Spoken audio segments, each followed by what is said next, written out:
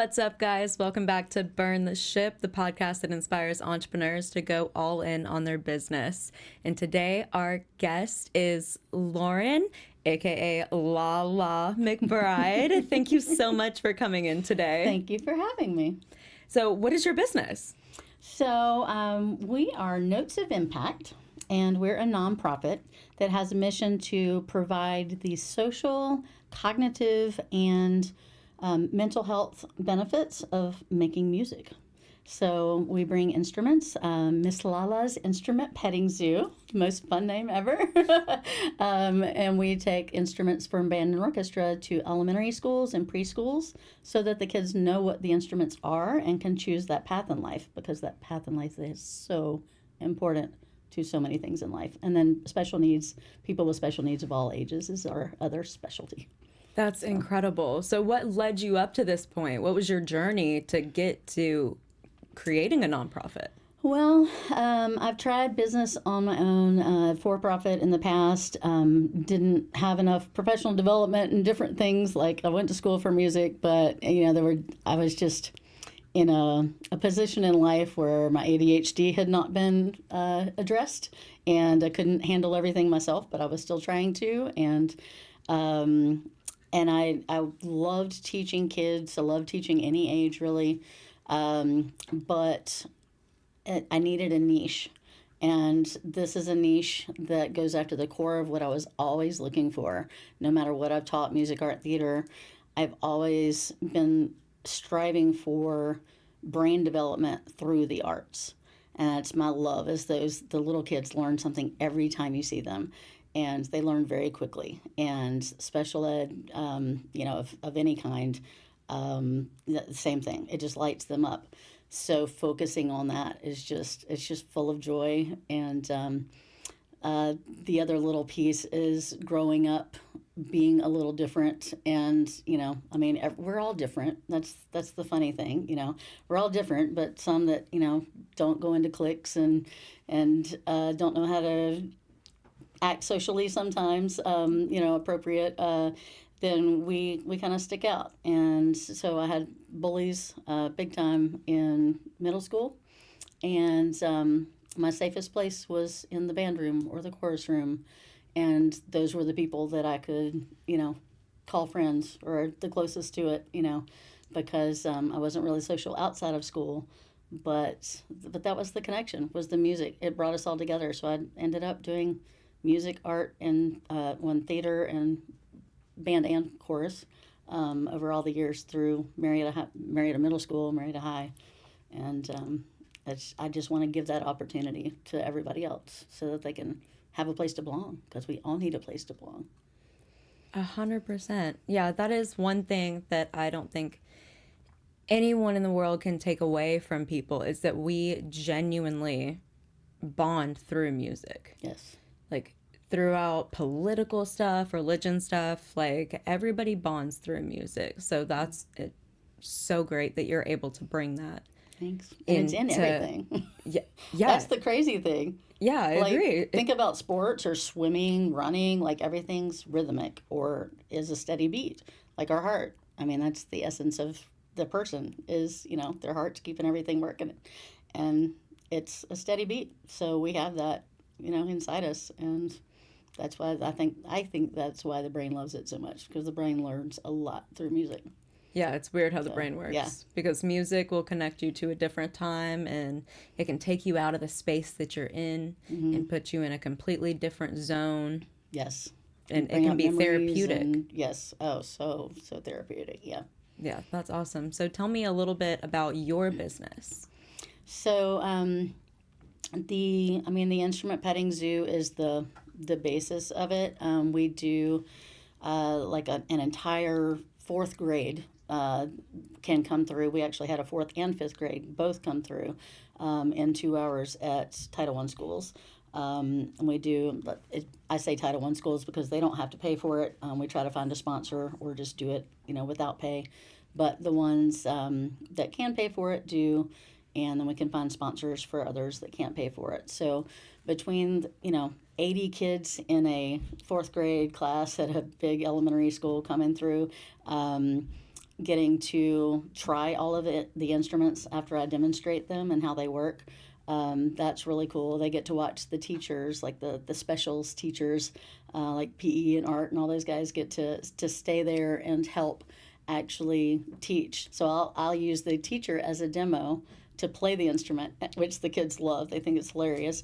And then that teacher gets to teach the groups of kids as they come around how to make a noise on that instrument. So it's not a weekly program or anything like that. It is a spark of inspiration to and just a bunch of knowledge about music education and instruments so that they know if they love it or not. And we do have some kids who have started with just an after school class who had never touched instruments. Two of them just lit up like crazy. It was in a Title I school. And then when I brought the instrument petting zoo to their entire fourth grade, those kids said, "Ooh, we know how to do these. Can we help teach the other kids?" And I said, "Sure."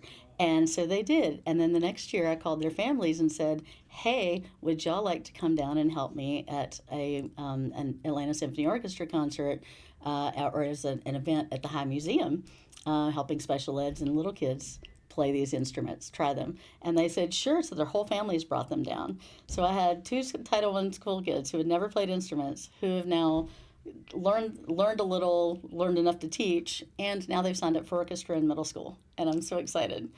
That's so cool. Yeah, and it was really a full circle moment and full circle day because we also had a Northrop Christian school kid that I taught from like 1 to 6 years old, and now he's like performing on stage and doing all kinds of music stuff, and a staff person in her 20s from the Yells nonprofit, who was helping teach my class as part of their staff, and now she has her instruments back out and has gotten more and gotten back into it, and she's still volunteering for me too.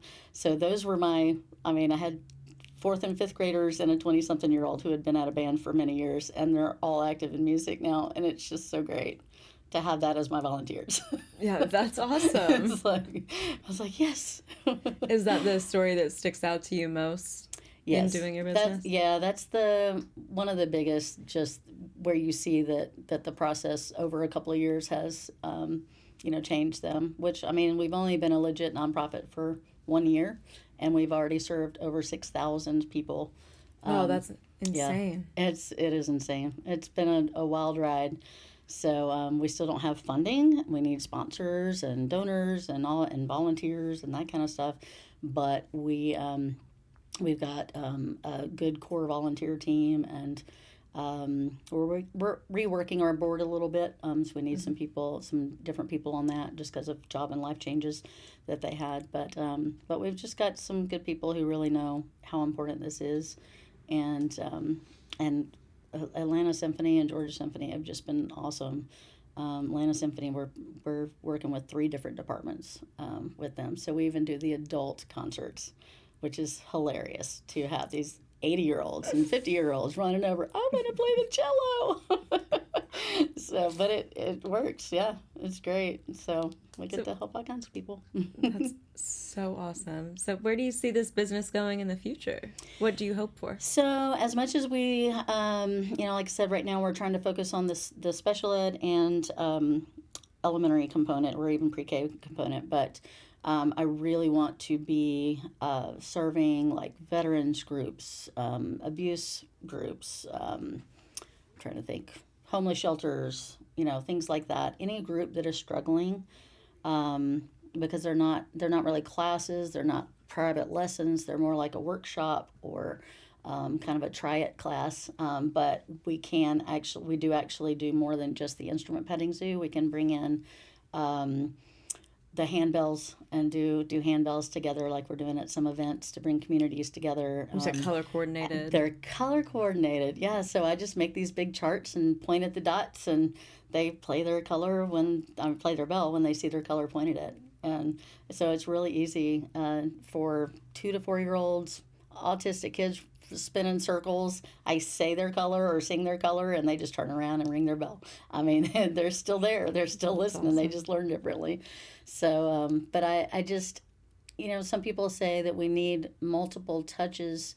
Like they don't understand how we can make a difference in somebody's life with one class a year or one class a month to some of the special ed and things like that. But it really can be a life changer, because if you imagine a homeless person, or people in a homeless shelter, the unhoused, maybe you should say, if you go to a group like that, they barely feel like people anymore. They I've heard people compare themselves to animals, like they're just scrounging on the street trying to make life work, and it's such a situation of suffering and not and low self-esteem, not feeling good about yourself. So if we come in with drums or handbells or different instruments to play, especially I think if we brought the band and orchestra instruments that people are used to not being able to touch, don't touch that, it's too expensive, it's too breakable, whatever. But if we bring it in with joy and just humankind behind it, treating them with respect, and having fun with them, and letting them know that they're doing a great job at what they're doing. They're like everybody else. I mean, they're the same as anybody else who wouldn't be able to play that instrument. A lot of the adults at even ASO, the audience doesn't want to play it because it won't be good, so I'm not going to touch it. And then they want their kid to try it. I'm like, so why do you want your kid to play it if they don't know how to play it either? You want you want them to not be able to play it and be embarrassed? So. Like, what? So, rather them get embarrassed than you. I know, exactly. I'm like, how rude. So I encourage parents to play stuff, and people to play stuff with their kids. Try it. Trying new things is great. It builds confidence just trying something new. So if we were to go into a homeless shelter, which we've talked to Mess Ministries, and we'll get in there eventually. We just have to schedule it. But getting in there, and the extension and special needs club, and there's all these organizations that that have said yes, we want your services. So we're really excited to be able to do that. But for somebody that's in an extreme situation, like somebody who's homeless, would be life-changing just from that day, because they would have good memories of the experience. Because it's musical, it will stick with them longer. They'll enjoy doing it. They'll be respected. They'll realize that, oh, maybe I am worth something. Maybe I can accomplish something in life. And that 1 hour could turn them around just to make one positive decision. The next decision could be more positive. The next decision could put them in a mood where they say, you know what, I do want help. I do want to get better. And that's the kind of thing that I know we can just change the world. If we can change the next society, next generation of people through doing this. Beautiful. It's kind of like music is kind of the same way that I take like smells. Yes. Like, when you smell something that's like a Christmas tree, and you don't know that it's a Christmas tree because it's just a candle, but it smells like Christmas. And you can smell something that smells like autumn, and you can smell something that smells like spring, and something that smells like summer.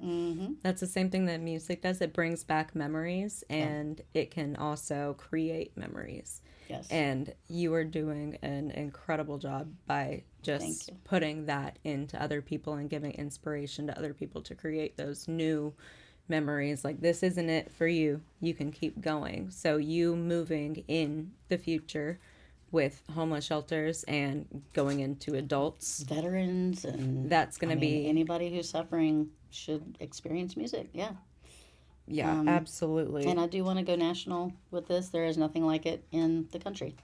So we're looking for I've never heard of it. There's a couple of things called an instrument petting zoo, but they do it a little differently. We're definitely the only nonprofit that has this specifically as our mission, and it could really go national, just finding different teachers around the country that we can hire to do it. Well, and frankly, groups like Black Violin, when they came to Atlanta Symphony Hall, they had their tour manager come out and get me. She came and got me and took me back to talk to them, and they were like, wow, this is amazing. We want to help you get grants. We want to take you on tour. Like, so who knows what'll happen with this. Maybe I'll just go on tour with Black Violin. Hey, whatever can help. But no, yeah. But I would like to just have a staff person on, on the tours of many musicians traveling the world, and having the instruments in the lobby before the concert is just a cool concept, Yeah, absolutely. So. What you're doing is so incredible, and I respect you so much. Like, Thank you. just giving back and doing whatever you can. I think that that's what most people should do. So, if somebody wants to be a sponsor for you, well, more specifically, what are you looking for with sponsors? Because I know that you want them. Yeah. So tell the audience what kind of sponsors you're looking for. Okay. There are different kinds. I mean, our core values are basically authenticity, integrity, and kindness to all. So organizations or people who match that want to help any and all ages and abilities, colors, religions, everything. People are people, and they should all be treated the same. So past the core values, there are different options. So many small businesses or individuals could be doing, like a $20 or $50 a month kind of thing, or $100 a month. We need some monthly supporters, but there is like the 300 handbells that I just bought with all the stuff to use those at big events, to have community handbell choirs instantly pop up, at large events. That's $3,000. So we're looking for someone to cover that, and their name would be on that bells, and they would get announced every time we played the bells. It's the whoever, the Coca-Cola bells and Coca-Cola handbells, whoever it was that was sponsoring. There's different levels, but if I found someone who could help a lot, like a $30,000 or $50,000 a year, that would be a major key sponsor, and they could be on everything we do. Like I said, we served 6,000, actually came through the instrument petting zoo this year, and that's not counting who got to see the signs and everything, because everywhere I go, they let me put up signs. So at Symphony Hall or in Piedmont Park, with the entire park with thousands of people covering the lawn, we have a tent and we have signs up with our sponsors and our information. So they would go wherever we go. So that's one thing, is that, if they're just a local person, they can certainly help, do a monthly thing. But if they want to be a bigger sponsor, I'm looking for the ones who want to reach like greater Atlanta area. Because like last weekend we were in Decatur and downtown and Cobb County all at the same time at different events. so we're kind of, anywhere within an hour and a half we'll kind of go right now. Well, that's a great thing. Yes. And hopefully national at some point. So, yes, exactly. So how can everyone get a hold of you in possibility to be a sponsor? We have a website. We have a few KSU students. We're still working on redoing the website, redesigning it, but the basics are there. Everything's basically the name, Notes of Impact. So we have notesofimpact.org. The email is notesofimpact@gmail.com. And then my phone number is easy because it's been online for years, because that's all I've ever used for my business as Miss Lala. So that's 678-923-6054. Awesome. Well, y'all make sure to reach out to her. And what we like to ask, just as the last tidbit, what is something that you would tell our audience how they can essentially burn their ship, leave their 9-to-5 job, and do something that they're passionate about? What would be your little note of advice to them? It is very hard, but worth it. And you never know if you're going to, so many people give up right before they made it to where they were trying to get to. So just having belief. My family still can't believe that I'm going on this route after over 20 years, kind of changing it, reshaping it, for profit to nonprofit, from music, art, theater to just this one mission. But it's all been related, and I guess the biggest thing that I've learned, well, two biggest things I've learned is, one is that you're never a failure unless you just quit and don't do it. Then and I mean, if you decide to quit, that's one thing, but failure, every little mistake is not a failure. And that's how I used to always live, was a downward spiral of negative thinking. And in the last couple of years, and it's Mental Health Awareness Month, so just been working on that for a long time, getting diagnosed with ADHD in my adulthood. So just go for your passion and figure out what you're good at, know what you're not good at, and keep making mistakes and pivoting to do better on your next try, because you learn from every mistake you make. And I'm not a failure.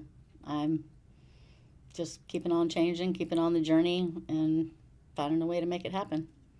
So That's great. that's what we all have to do. That's great. You're not a failure unless you just quit. Yeah. Yeah, You never fail. that's great. You just keep learning and keep moving. You're living and learning. Right. Yeah, I mean, That's what we all need to yeah, continue to replay in our heads. Yes. You're just living. because we're Keep so moving. because we're so negative, and that's the thing that so many kids, especially, or young adults, will be like, well, where's the end? Like, this is what I'm going for, and I'm like, yeah, but when you get there, life doesn't stop. It's not like, oh, I achieved that goal, so I'm done. I mean, you still have to keep going somewhere. Yeah. With something, personal or business or anything. So, so you just, you achieve goals and keep moving on to the next one. The problem for people like me is having too big a goal, and then it always just keeps moving with us. So, learning to take a step at a time, and learning that we're not failing when we mess up. We just gotta pivot. It's really important to keep from falling apart. Right. Yeah. Well, thank you so much for coming on. I really Sure. appreciate you. Y'all make sure to hit up Miss Lala Mcbride on everything that you mentioned, her website, her phone All the number. socials are Notes of Impact. Yeah. Well, I really appreciate you coming on. I And appreciate you you having are me. a This saint. was I great. appreciate what you're I doing am for the not a saint. community. I am far from it, dear. I appreciate what you're doing for everyone, and thank you. Thank you so much. You All were right. great. Bye, guys.